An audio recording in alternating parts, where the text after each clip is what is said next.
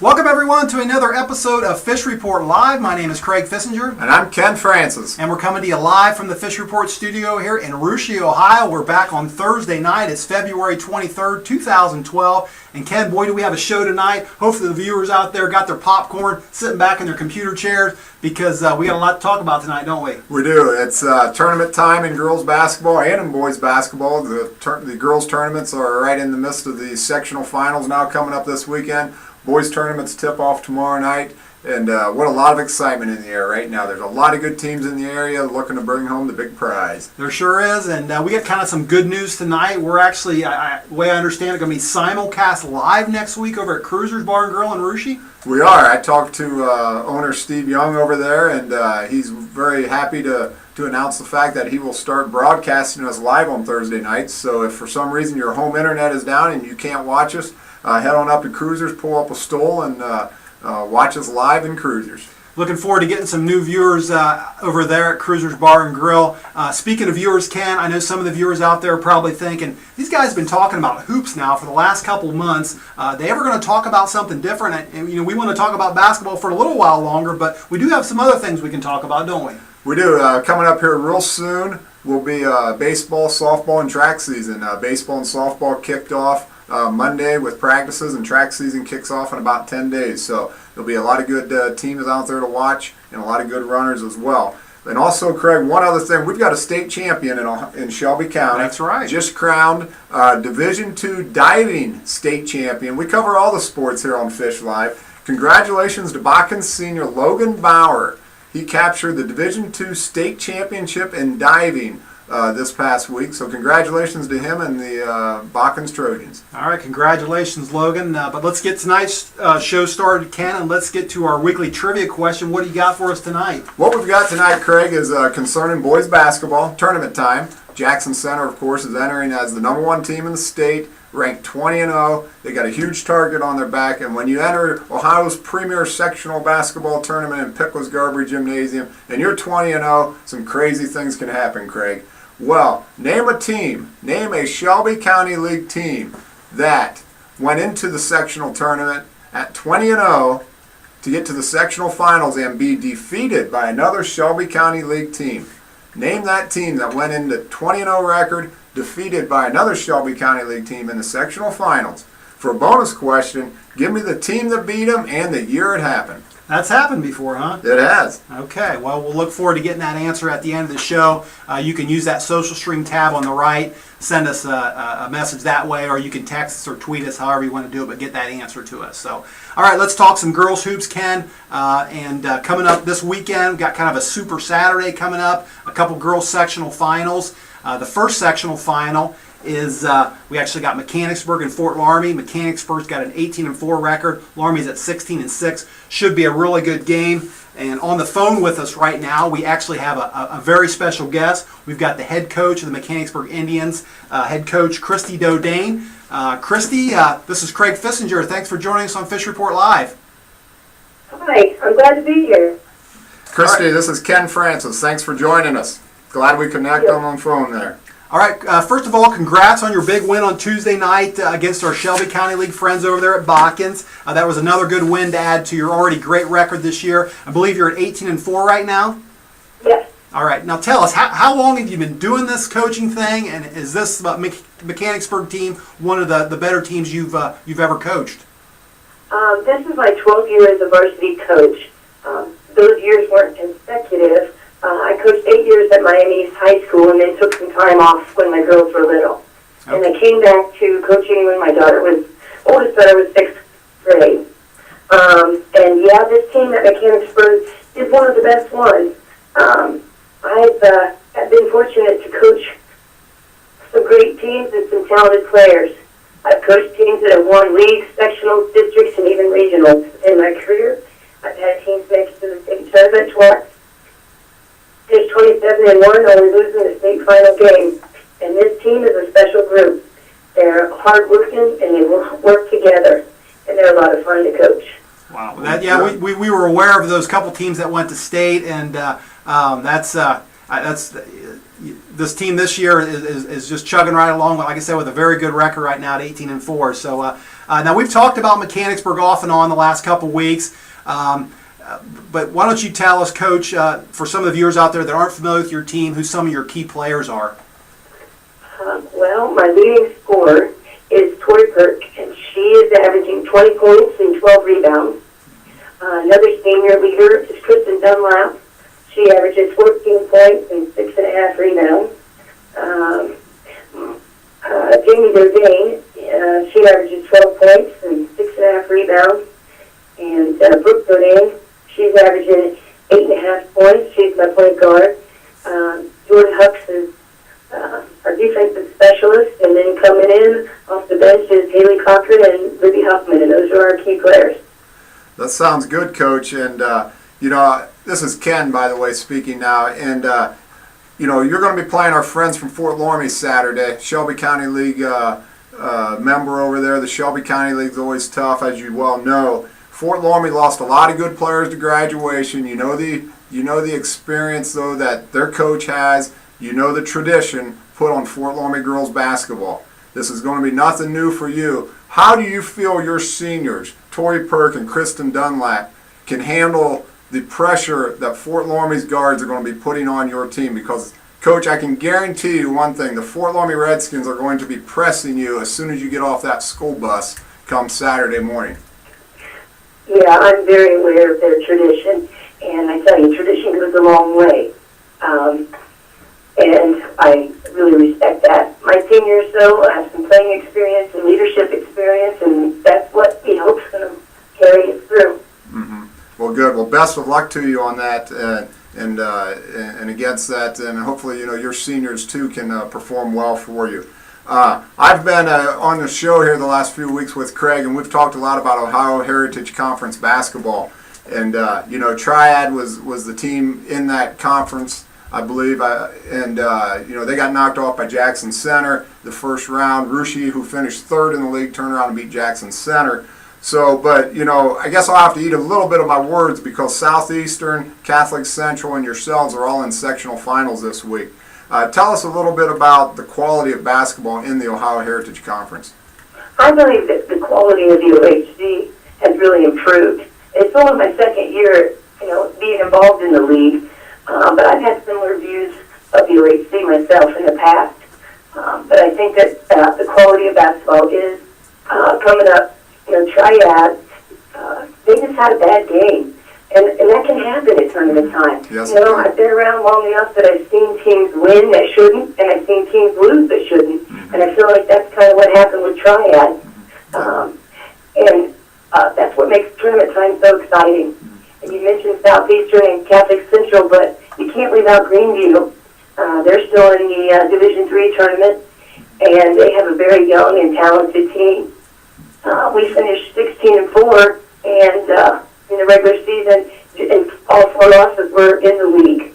So I think the OHC is really becoming more competitive than they have been in the past. Well, thank you. Yeah, well, like Ken said, we got to eat a little bit of our words. We were given the OHC a little bit of a hard time, and we knew they had 3 teams in sectional finals. And you say Greenview is also in the sectional final? Yeah, they're still playing. They're not haven't made it to the finals yet. Okay. I think Division III is a little behind. Yeah. They actually didn't they knock off Triad there at the end of the regular season? Yes, they did. That's right. All right, Coach. Well, before we let you go, we want to just clarify the family tree over there at Mechanicsburg. Now, you mentioned a couple Dodane girls. They share the same last name as you do. Those are daughters, right? Yes, those are my daughters. And Brooke is a junior or a senior? Yes. A junior. Brooke is a junior and Jamie's a freshman. Jamie's a freshman. And then your leading scorer, Tori Perk, that's relation as well, isn't it? Yeah, Tori is my niece. She's my sister's daughter. Okay. Wow. And then my varsity assistant is my dad, Paul Hirschberger. And we know Paul. We know Paul from Fairlawn. Right. Paul coached in our league for a while. Mm-hmm. And then he's also the boys' JV coach, where my brother, Paul Jr., is the boys' varsity coach. Wow. That's interesting. So. And I also have a nephew, Brandon Perk, that plays for him. Is that right? Huh. Oh, wow. All right, well, that's about as cool as it gets, Coach. So, hey, listen, we're going to let you go. We want to thank you for joining us tonight on Fish Report Live. Good luck to you and the girls, and do us a favor, don't be too hard on our friends over there at Fort Laramie this Saturday, okay? Hey, we're going to give them all we can, let me tell you. Hey, Coach. Because I'm sure they'll return the favor. Yes, they will. I can guarantee you both teams will be ready to play. And good luck to you and your girls and the Lady Indians. Thank you. Thanks, Coach. That was Mechanicsburg head basketball coach Christie Dodane. Ken, awfully nice of her to join us here tonight. That was. I'm sure she's very busy right now watching tapes and putting a game plan together against that tough Fort Laramie team. And you know, I'm sure Coach Siegel's doing the same thing. And it's going to be a battle. It's going to be a battle between a team that loves to play deep pressure defense in Fort Laramie and versus a team I think that probably enjoys getting the ball out, run it up the floor, and you know, get some points on the board. So it'll be a contrast of styles. Yeah, you know, Coach Dodane talked about being aware of Laramie's tradition. I actually talked to Coach Siegel today, and she's well aware of Coach Dodane's reputation. And she said that when Coach Dodane joined Mechanicsburg a couple years ago, she knew the kind of coach she was. She knew she was going to turn that Mechanicsburg program around, and figured she'd be running to her in the sectional some year, and what do you know, they're going to meet up this Saturday. So, all right, let's talk about the other sectional game coming up at 2 o'clock. We've got Russia and Houston going to be playing each other. Both those teams come in with a 12-9 record. And Ken, if you thought that Jackson Center game was a nail-biter, I think this one's going to be every bit as close. On the phone right now, we have another special guest. We have the head coach of the Lady Raiders, Allan King. Allan, this is Craig Fissinger, Ken Francis. Thanks for joining us on the show tonight. Thanks for having me. Hi, Coach. Congratulations on a very good win last night against a tough Jackson Center team. Thank you. Yeah, Coach. Congratulations. I'm going to be real honest with you and up front here. We actually had Coach Huffer lined up to be on the show if the game would have went the other way. But I think that was just one of those games last night that it just seemed like it could have went either way in regulation. Don't you agree? Definitely. It's, that's been how all three games were against them. The second game we were able to get a little lead and keep it, but the first game was a lot like the last game. So definitely wanted to dog either way. That was a very good game, Coach. And let me ask you a question, and you can give me a no reply on this one if you want. But as media, I've got to question some things sometimes. And I'm going to throw a question out there. Were you as happy as I was when Coach Huffer called timeout with 9 seconds left in regulation with the ball and her star holding the ball with her dribble 22 feet from the bucket? I was very happy when she called timeout. How do you feel about that? I was trying not to jump up and down on the sideline. I'm glad you answered it. That's the way I thought, because it gave you a great opportunity to reorganize your defense, and I thought she had us right where she wanted us, and but again, it just turned out to be a great win for the Lady Raiders. I want to talk about one of your players, and it's Shayna Meyer, junior Shayna Meyer, had a very good game last night, had 15 points. I'm not sure how many boards she had, but is that one of the better games she's had this season? Definitely one of the better games she had. She finished with a double-double. I can't remember exactly how many rebounds, but I know it was somewhere around 11 or 12. As Shayna goes, so go the Lady Raiders. I mean, if you look at our stats this year, if you look at game tape, when Shayna plays well, we play well. And normally she's right around that 10, 11, 12-point mark when we win. So. Well, good. Hopefully she has a good game for you Saturday again then. So you've got yes, a couple freshmen, Kylie Wilson, Taylor Daniel, some young sophomores as well with Camille and Maggie Kearns. You're just loaded with a lot of young talent. How do you see these freshmen? Last night, we've seen some Claire Sherman, a little Claudia Monin. She hit a big three for you. How do you feel these freshmen and young sophomores are gelling into your program at such a young age? And how is it different now than it was 10, 12 years ago when you just didn't see this? Well, they're doing a great job. A little bit of it's out of necessity. We've had some injuries to some upperclassmen, and we just had to put them in there, and they responded. They were definitely talented enough. The hard thing is as a freshman to get out there and to play and be successful. You feel like there's all that extra pressure because you're so young. But the nice thing about this group is everybody celebrates each other's success. There's not been any jealousy or anything like that. And at this point in the season, Taylor Daniel and Kylie Wilson, they logged so many minutes. I don't even consider them freshmen anymore. They played a full season. They're sophomores. They're upperclassmen, in my opinion. That's a good point. Yeah, you don't ever hesitate to put Taylor on the other team's best shooter. I've seen her guard the LA girl at Houston. I saw her guarding Richard last night at Jackson Center. You don't hesitate to put her on the team's leading scorer, do you? Oh, definitely not. Taylor is one of those rare kids that when you tell her something, she's got it. The first time, she's locked in, she's paying attention, and she's already got enough natural athletic ability and etc. When you put that together with a kid that pays attention, wants to be good, and works hard, it gives her a good opportunity to handle those tough guards and those tough situations. Good. All right, now you've got Houston coming up this Saturday at 2 o'clock. You split with them during the regular season. I imagine both teams know each other's strengths and weaknesses pretty well by now. What decides this game? Well, I don't know if anybody saw the second game we played, but it was just an absolute dogfight. We've played 4 times since I've been here, and all 4 games have been kind of that way. And I expect absolutely nothing different on Saturday. It's going to be a dogfight. It's probably going to be a low-scoring game. That's the style of basketball we play. That's the style they play. I think it's probably going to come down to some of the other kids, so to speak. You know, not Elliott, but maybe the Reister, the Road, the fifth kid scoring some points and things like that. You know, and I'd like to think we're going to come out victorious, but it's definitely going to be a tough fight, and hopefully we're going to bring a fight to them as well. Well, that's good because, I think it's going to be a real battle out front, between the guards. I think they've got some really good guards. I think Camille, they're really going to be pressuring Camille a lot. And in turn, we'll probably doing the same to their guards because they've got a pretty nice 1-2 guard tandem over there in Houston, and they can be tough to defend. Yeah, they're a tough team to defend because really all 3 of their guards can get you. And it just depends on what night. When it seems like when one of them's not hitting, the other one is. The Reister kid plays with so much energy and so aggressive that whether she's scoring or not, she's tough offensively, she's tough defensively. Well, we're expecting a packed gym Saturday, and hopefully all the Raider fans come out to root your team on to a victory, and I'll be loud and proud and cheering hard for you. Yeah, it was a great atmosphere last night, and our fans had a whole lot to do with that. So I know our girls absolutely love playing in that environment, and hopefully that's what we're playing in again on Saturday. All right, Coach. Well, we'll let you go. We'll let you get back to watching the film on the Wildcats. We're sure you're doing, and we want to thank you for joining us here tonight, and good luck to you and the girls on Saturday. All right, guys. Thanks for having me. Thanks, Coach. All right, that was Russia Raiders head coach Allan King.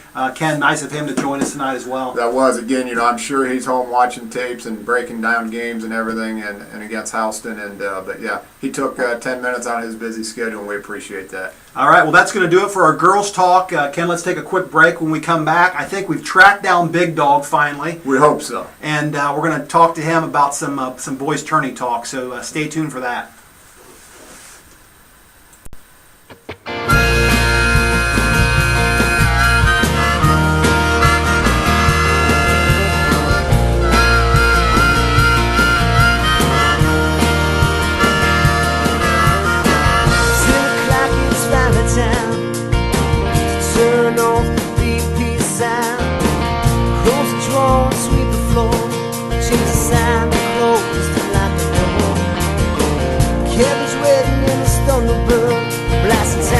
This old American girl, restless girls just ready for the night. All they're ready for the night. 17, pissed at the world, we don't know why, but it's worth fighting for. Tomorrow's just a lifetime away, but tonight is everything. It's another small town song about nothing ever going on a Friday night. Heading to a town, score some bills, sneak into rising. Check out the local bands, tie on the bus and take a chance with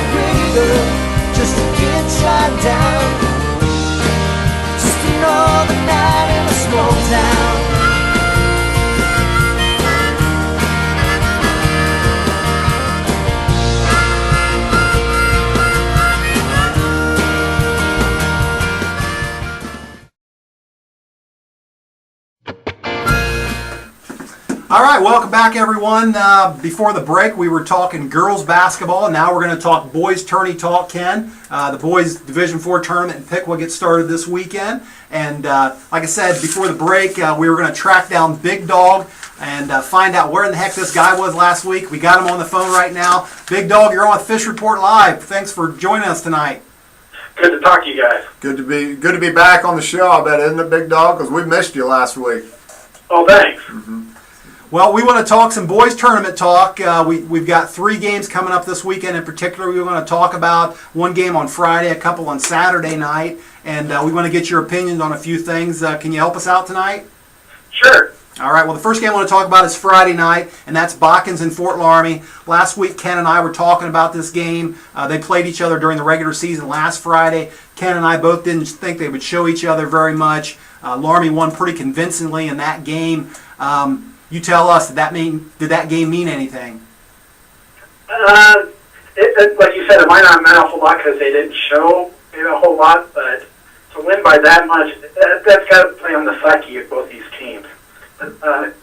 Big key tomorrow night's going to be if Laramie gets off to a fast start. If they get out to a quick lead, Botkins, the way they've been struggling here the last month, might be thinking it's just not for us, and that might do it. Mm-hmm. You're right there. If you're Rushi coach Paul Bremagen, Big Dog, you're looking at this game. Who are you thinking in the back of your mind? Okay, I match up with this team better. I'd rather play this team. If you're thinking from that standpoint, you know, who do I feel I got a better shot at, and who am I going to match up better with? Who would you rather be playing? I would think you'd rather be playing Botkins. Like I said, Botkins not playing real well right now, and Botkins probably a little bit smaller. That might be a little bit better matchup, especially with Brandon Wilson. And Laramie doesn't have a whole lot of size, but they obviously will play a lot more physical. And then the 2 meetings between those 2 teams, I mean, Rishi won by 1, and then Laramie won the last time. I would think he'd be more comfortable playing Botkins. I think that Botkins-Fort Laramie game is going to be a real dogfight. I look for Botkins' quickness and athleticism to really keep him in the game. Fort Laramie is going to play really hard defense. They've been playing better lately. So, I think it's going to be a lot closer than it was last Friday. So It should be. this brings us to our next game, Big Dog, and we're going to go D3 on you here now, and we're going to talk Anna versus West Liberty Salem. Don't know how familiar you are with West Liberty Salem. They're Division III out of the Ohio Heritage Conference. They'll be taking on the Rockets of Anna, who have been playing very well, but were throttled by the state's #1 D4 team in Jackson Center last Friday night. So, what's your take on that one? I think Anna will be able to bounce back in that one. Like you said, they didn't have much trouble with West Liberty over at West Liberty here about 2-3 weeks ago, and I think Anna will be okay in that game. But for being the #4 seed, I thought Anna got a terrible draw. You play a West Liberty team that you just played 3 weeks ago. Yeah, you win that game. And then you play a Fenwick team that competes with Alter and CJ and all those teams in that Catholic League around Dayton and that sort of area. Then if you win that game, then you get Waynesville, who is like 18-2.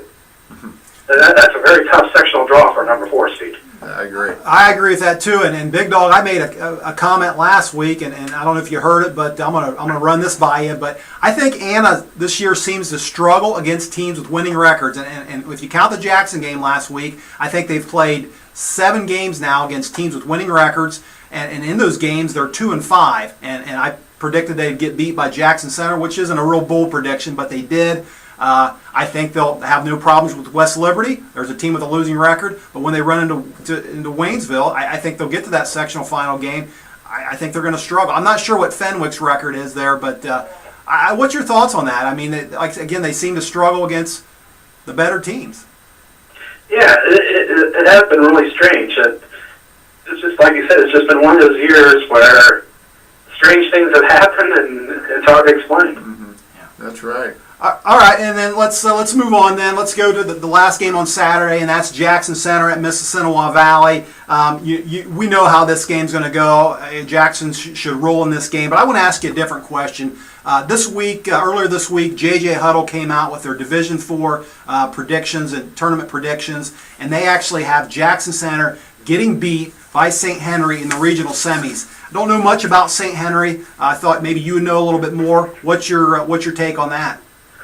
I think one of the things that's the big knock against Jackson Center, like we talked about this a few weeks ago, is just who they played and the record of those teams that they have played. Jackson this year has played only one team with more than 12 wins this year, and that's Anna, who's 14-6. They've also played one Division II team, who is 2-18 Indian Lake, one Division III team in Anna, and the rest of the schedule has been Division IV teams. You take, say, Henry, who they're talking about on the other hand, they've played 5 teams with more than 12 wins. They've played 5 Division II teams, 4 Division III teams, and 11 Division IV teams. And I think a lot of it is just Jackson Center has just yet to prove to people that they can do it. Well, they're 20-0. Since they've been since they went to the regional here at Wright State in '98, they've only won 9 tournament games in 13 years. And 3 of those are against Fairlawn. It sounds funny you saying that. Like I said, they're 20-0. They're ranked number 1 in Ohio. And like I said, it sounds funny that you say that, but I understand the point you're making. Yeah. You know, Big Dog, one thing that's going to hurt Jackson Center, I feel, down the road, too, number one is their depth. Okay, you know, they've got 6, maybe 7 kids that play. Okay, and also their size. Their tallest guy's 6'5", and he plays on the perimeter for them. And you know, they're just not real big. I know they're good, and they defend very well, but they're not real big. Right. Other than Eric Ryder, there really isn't a guy that, like you said, that can bang it inside. Mm-hmm. Right. So, well, it'll be interesting to watch them. When you're 20-0 and ranked number 1 in the state, you should start the tournament run off with a few cupcakes, and I believe they've got that in Mississinawa and then Bradford, I believe, or somebody. So, you know, pencil them into the sectional finals, but we'll see what happens there. It might be interesting. Right. Yeah. It'll be. It's like you said. Mississinawa being 2-18, and I think Ansonia's 6-14. That shouldn't be much of a trouble. But that sectional final will be pretty interesting. Yeah, let me run one more thing by you there, Big Dog. Speaking of sectional finals in Jackson Center, I actually wrote something earlier this week on the Fish Report website talking about Fairlawn getting to that sectional final, and actually went as far to say I think Fairlawn could give them a really good game, and who knows, maybe upset the number 1 team in the county. Give me your thought on that, and don't laugh too hard. Yeah, that should be real interesting. Obviously, Fairlawn's got to get by Mechanicsburg here first Saturday night. Obviously, that'll be a really great game. That should be a very high-scoring, entertaining game to watch. Mm-hmm. And then after that, I think, I'm trying to remember, is it Riverside, I think, after that? Yeah. Right. And it's a team that Fairlawn beat in overtime, so if Fairlawn can get there, yeah, they might give Jackson all they want. They knocked off a pretty good Anna team earlier in the year. Yeah. Yeah, they did. Yeah. Will you be covering them games for them, Big Dog, or not? Yes, I will be there for both this weekend. Good. Well, hopefully we see you there. All right, that sounds great. All right, Big Dog, we're going to let you go. Thanks for coming back to the show this week, and we'll try to catch you again next week and get your thoughts on the games coming up next week, okay? That sounds great. All right. Thank you. Yep. All right, that was our SCL boys correspondent, Big Dog, and glad to have him back on the show, Ken. Yes, it was nice to have him back, and he knows his boys' hoops, I can tell you that. Which, by the way, we haven't mentioned this guy yet, but TK was not able to join us tonight, so we miss him. We'll get him back next week. So if anybody out there is listening to just for TK and doesn't really care about Craig and I wanted to hear TK, well, you're not going to hear TK tonight. We gave him the week off. He earned a vacation. That's right. All right. Well, that's going to do it for our Hoops Talk tonight. Ken, why don't we get back to our trivia question and find out if we had any winners tonight? Craig, the last I checked, we did not have any winners, and no, we do not. We do not have a winner tonight, and I thought for sure I'll be 34 or somebody would come up with Clay George. Clay George, maybe. Clay's been right there every week, but just couldn't quite get this one this week. Well, the question was, who was Ohio's other previous team to go into Ohio's Premier Sectional at 20-0, only to be knocked off by another Shelby County League team in the sectional finals?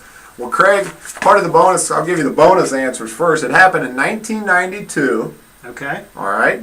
When the upstart Bakkens Trojans, led by 5 sophomores, better known in Bakkens back then as the Fab Five. Fab Five, I remember. Remember the Fab Five? Yeah. Oh, yeah. The better question would be, can you name the Fab Five? And that's next week's question. That might be next week's question. So anyways, the Fab Five of Bakkens knocked off the 20-0 Fort Laramie Redskins in the sectional finals of the held at Pickwoods Garbage Gymnasium in 1992. So no right answers tonight, so no free T-shirts. I bet you Albie 34 knew that answer. I bet you he did He too. probably just he's got enough T-shirts to last him That's for a while. true. So. All right, well, that's going to do it for us tonight, folks. Before we go, just some quick thanks out there to our sponsors. Thanks to Big Dog, our SEL boys correspondent. Special thanks to those coaches out there, Coach Dodane and Coach King, for joining us tonight. Also, special thanks to Mark Cantwell, who provided the music there at the commercial break.